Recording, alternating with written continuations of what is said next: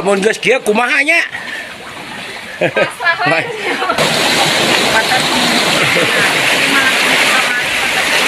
Entah apa yang sedang terjadi dengan tanah kelahiranku. Alam yang dulu menghidupi semua, kini perlahan berubah menjadi sesuatu yang diperebutkan. Teh hayo we dibongkaran. Abi mah nyeri hate, teh demi Allah, abi mah. Kudu sumpah mah. Hektar banyak na tetap.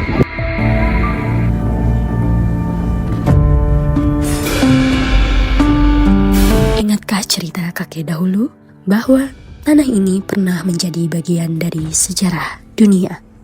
Dari kulit pohon cincona atau yang kita kenal sebagai kina, lahirlah quinin, obat utama melawan malaria sebelum era modern.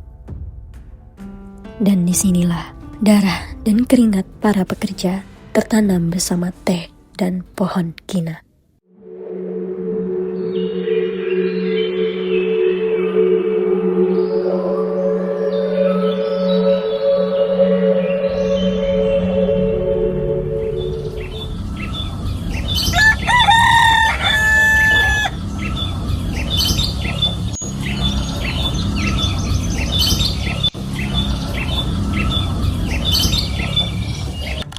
Pagi ini, saya diajak oleh Kang Fahmi untuk berjalan-jalan melihat kebun teh dari dekat. Beliau adalah warga asli Pangalengan yang juga memanfaatkan Pangalengan saat ini sebagai ladang usahanya dalam wisata off-road Pangalengan. Saya pun diajak oleh Kang Fahmi melihat teh dari dalam sembari off-road dan membuka jalur baru.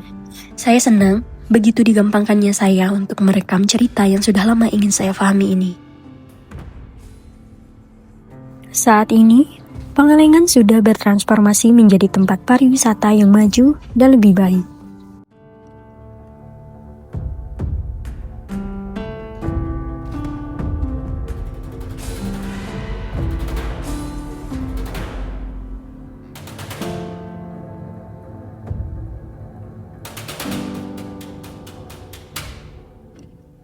Sebentar lagi kami akan tiba di Coffee for Wheels, tempat singgah yang jadi titik kumpul pada pagi ini.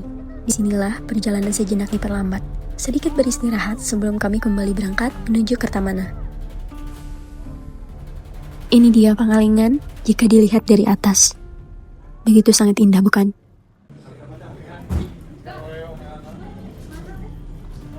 Sekitar 5 menit kami di sana, kami lanjutkan untuk segera berangkat, karena kami takut cuaca tidak akan bisa diprediksi. Kami 13 orang, dengan 3 unit mobil Jimny, 4x4, dan 1 mobil Vitara. Oke, sekarang saya sedang bersama Kang Fahmi. Halo. Mau kemana kita, Kang? Kita mau cek jalur Cek jalur itu? ke arah Pertamana, mungkin tembus ke arah Malabar. Oke. Kang, emang biasanya kalau off-road itu jalurnya emang jalur Malabar atau ada yang lain? Ada yang lain. Biasanya kita ngambil di trek itu di Riung Gunung Situ Cilecar, atau di Berman. Jadi sekarang kita mau diajak jalan-jalan ke jalurnya yang ada di Malabar. Oke, bisa dilihat ya, ini jalur mau ke jalan Malabar Mau tapi bensinan. lewat arah Kertamana. Dan ini bisa kalian lihat sendiri. Kalau misalkan setiap sepanjang perjalanan ini yang tadinya kebun teh itu jadi perkebunan. Itu di sepanjang jalan. Berarti luas ya Kang yang tadinya kebun teh jadi perkebunan itu? Mungkin lebih dari 20 hektar kali ya. Itu kalau nggak salah punyanya Haji Agung. Anak-anaknya ya. Iya. Ya.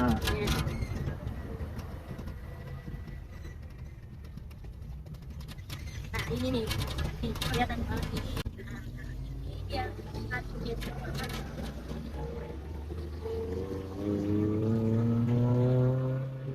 nah ini dia tempat masa kecil saya bermain. Ini tuh dulunya itu kebun teh dan sekarang menjadi tempat wisata yaitu Carita Alam, pemandian air panas. Jadi dari sana tuh dulu itu pemandian air panas warga umum, tidak ada pungutan biaya apapun. Itu benar-benar gratis karena langsung sumber mata airnya dari atas. Dan sekarang jadi tempat wisata Carita Alam dan seberangnya ini dia dikenal sebagai rumah bola bisetan. Sangat cukup drastis untuk perubahan. Nah, ini adalah jalan menuju ke Kertamana. Dulu saya kesini tuh bermain sepeda. Kalau bulan puasa kayak gini tuh ngabuburitnya pasti ke Kertamana. Rumahnya tetap seperti ini, dari berubah. Ini adalah rumah perkebunan. Jadi ada warga dari teman perkebunan difasilitasi rumah masih bagus. Jadi adalah rumah asli warga-warga Pangalengan pada zaman dahulu. Masih dilestarikan terus.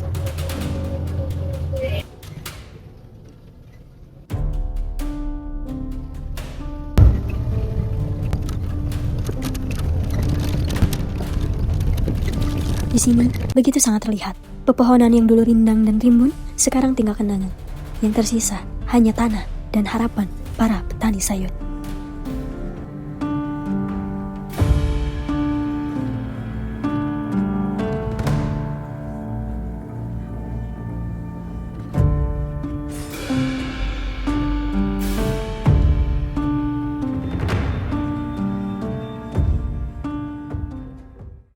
Kami semakin dalam menelusuri apa saja yang tidak terlihat oleh banyak orang.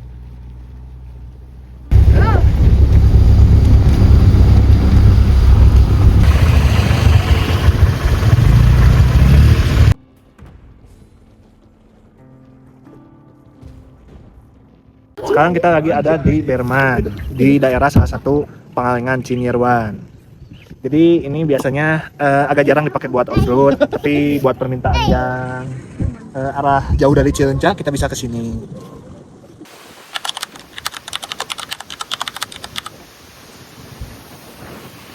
Ini dari sini kita kelihatan nih Pangalengan, dan itu tuh zoom, bisa di zoom, itu Cileunca. Jadi Cileunca itu ada di atasnya kita ternyata. Kita melewati danau.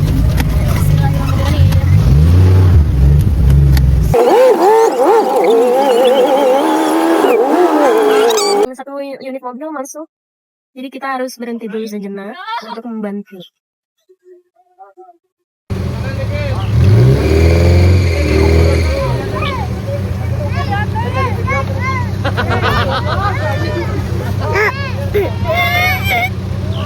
Oke guys, ternyata seru banget ikutan Kang Fahmi untuk ikut off-road yang ada di Pangalengan.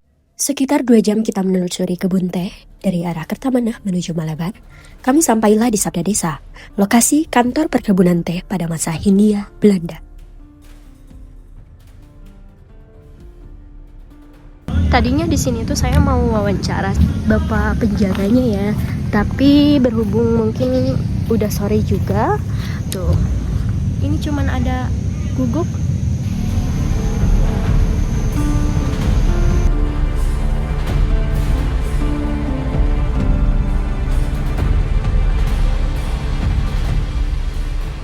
Nah, setelah saya ikut off-road bersama Kang Fahmi, sekarang saya diajak untuk melihat monumen Friends. Beliau ini adalah pemilik perkebunan Kina PTKN Kertamanah. Sekarang sudah berevolusi ya tempatnya. Dulu ini kok cuma lapang, dan sekarang dijadikan taman rekreasi. Di sekeliling monumen ini dan tugu ini tuh banyak sekali bunga-bunga yang ditanam di sini. Mungkin untuk memperindah, mempercantik. Dan katanya ini kalau misalkan biasa bukan bulan puasa, banyak sekali anak-anak dan juga anak remaja yang bermain di sini. Berarti ya teka urusnya, ini tinggal buku.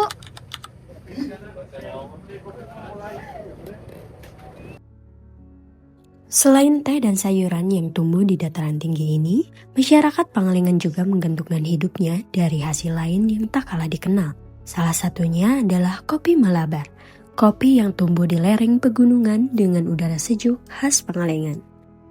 Di lereng Gunung Malabar, kopi Arabica tumbuh subur di ketinggian sekitar 1.400 meter di atas permukaan laut.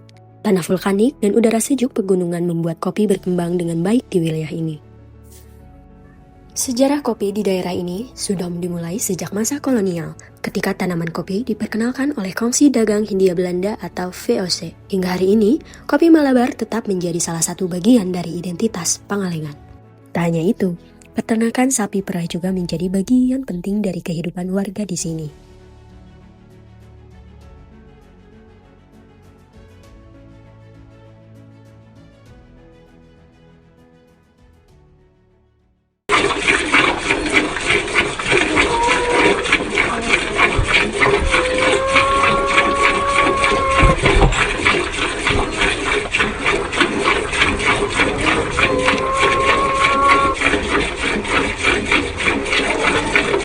susunya diolah menjadi berbagai produk olahan. Salah satunya permen kopi susu yang dikenal sebagai kopi es, sebagai buah tangan khas Pangalengan.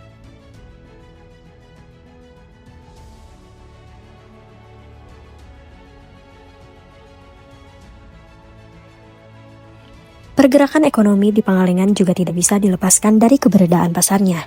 Dahulu, kawasan yang kini menjadi pasar Pangalengan hanyalah wilayah hutan dan lahan agraris yang sunyi. Perkembangannya mulai terlihat ketika aktivitas perdagangan mulai tumbuh pada masa kolonial Belanda. Hasil perkebunan, pertanian, hingga peternakan dari dataran tinggi Pangalengan diperdagangkan di tempat ini.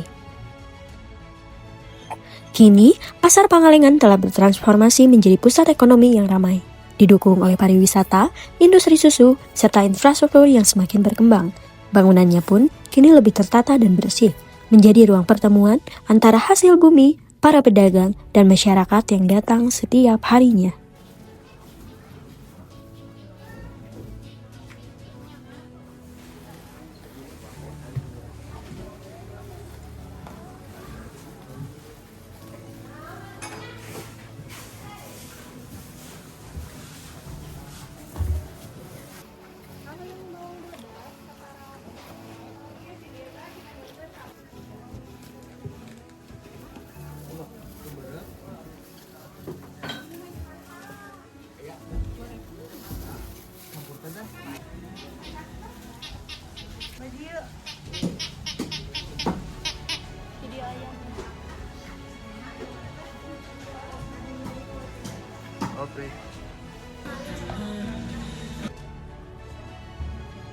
Di sini, saya mencoba membuka obrolan dengan salah satu pedagang daging di Pasar Pangalengan. Namanya Taufik. Beliau sudah 5 tahun berdagang di sini. Menurut beliau, Pasar Pangalengan sudah sangat proper hari ini. Udah lama berjalan di sini? Oh, lumayan. Kalau misalkan dihitung dari durasi per tahun,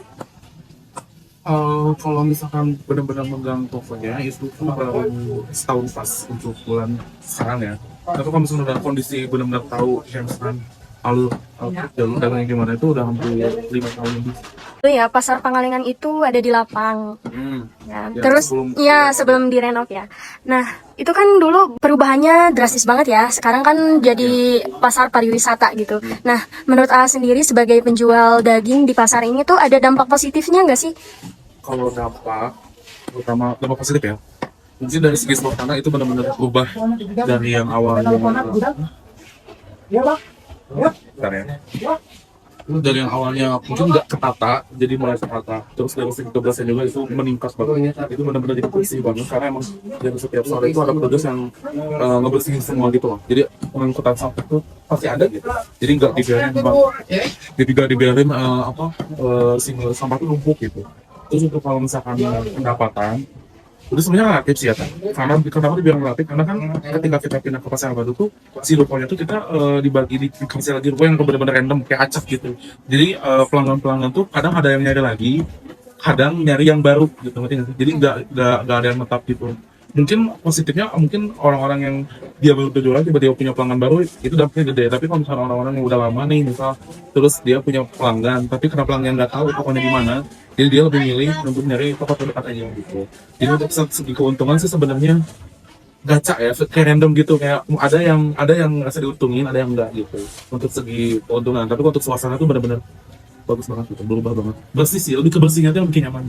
Oke, untuk dampak negatifnya yang ketatar banget gitu ada nggak? Dampak negatifnya mungkin ke dari tadi ya lebih ke omset yang ada yang turun sih kalau misalnya kayak gitu, karena beberapa pelanggan yang mungkin pada pindah sebenarnya kayak misal saya jualan ayam, misal toko A jualan ayam, toko B jualan ayam juga gitu. Nah si toko A ini tuh punya pelanggan si C misal, karena si toko A ini gak ketemu sama si C jadi pindah ke toko B gitu. Mungkin kayak gitu doang sih, karena penataan si tokonya tuh masih kayak nggak tahu, benar-benar nggak, kita nggak dikasih mapnya gitu loh, kayak kita di mana jadi orang-orang yang beli itu benar-benar harus sendiri gitu. Untuk negatifnya paling itu doang sih, pelanggan yang ada yang lari, ada yang pergi gitu, tapi nggak dipungkiri juga ada pelanggan baru yang datang gitu, jadi balance lah gitu. Di sini, saya mencoba lebih dekat dengan kehidupan warga Pangalengan. Saya menaiki kendaraan umum yang biasa mereka gunakan untuk menuju kota, sebuah angkutan yang dikenal dengan nama Elf. Di dalam perjalanan itu, saya mencoba berbincang dengan para penumpang, menanyakan bagaimana mereka melihat Pangalengan saat ini. Mungkin bagian yang 500 yang pesan Kami di bawah masih bawah. Bagian yang kumpul masak dan udah beres sekarang kamu sekarang. Jadi saya kan nanti kira gitu sih dari dia kan. Jadi masih nanti di di tempat itu. Awit nama jalan jagong, oke, pun di itu yang terus sukses. Sa maju tamaran tina wisata nya buat tina seueur tamu. Aya nu maganingan pangalengan teh nya seueur wisata. Kita parampung anu. Sekarang kami apa nu ngarima kadang-kadang itu kita di luar deh di kami. Mari.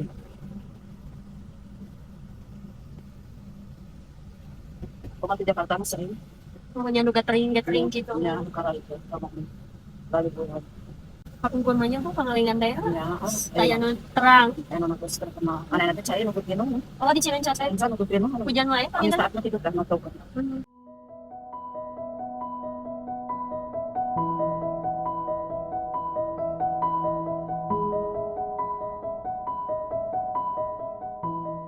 Setiap tempat menyimpan ceritanya sendiri, dan Pangalengan adalah salah satunya. Dari tanah yang pernah menjadi bagian dari sejarah dunia, dari pohon kina yang dahulu membantu melawan penyakit, hingga hamparan teh yang tumbuh bersama kerja keras manusia. Waktu terus berjalan, dan seperti banyak tempat lainnya, Pangalengan pun perlahan berubah. Yang dahulu sunyi oleh perkebunan, kini mulai ramai oleh langkah para pengunjung.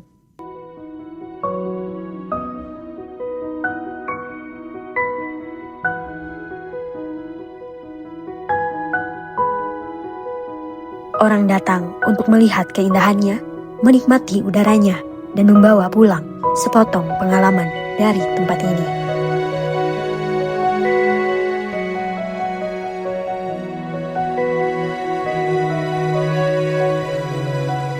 Namun, di balik semua perubahan ini, tanah ini tetap menyimpan hal yang sama, kehidupan. Kehidupan para petani, para pekerja, para pedagang, dan masyarakat yang setiap hari menjaga tanah ini tetap hidup. Karena pada akhirnya, sebuah tempat bukan hanya tentang pemandangan yang kita lihat, tapi tentang manusia yang hidup dan bertahan di dalamnya.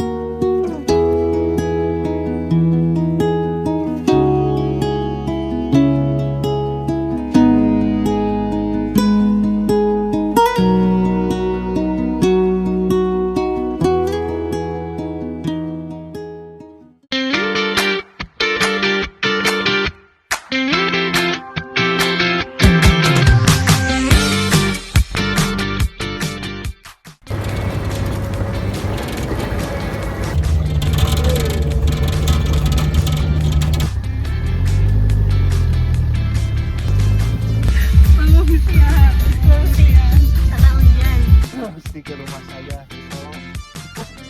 Lihat. Wah, di sini kali Kak dia. Lompat.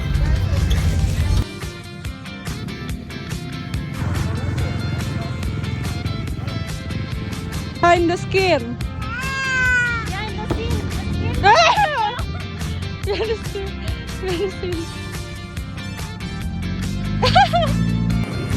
Bagus ya? Sumpah. Sumpah kayak tadi. Kan itu balik. Munkian, tata munkian. Tinggalin. Tuh. So.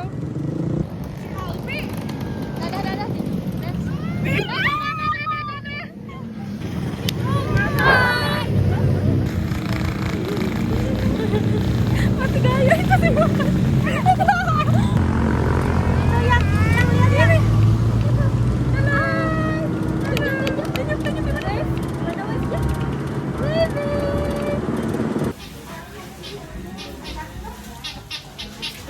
Dia siapa?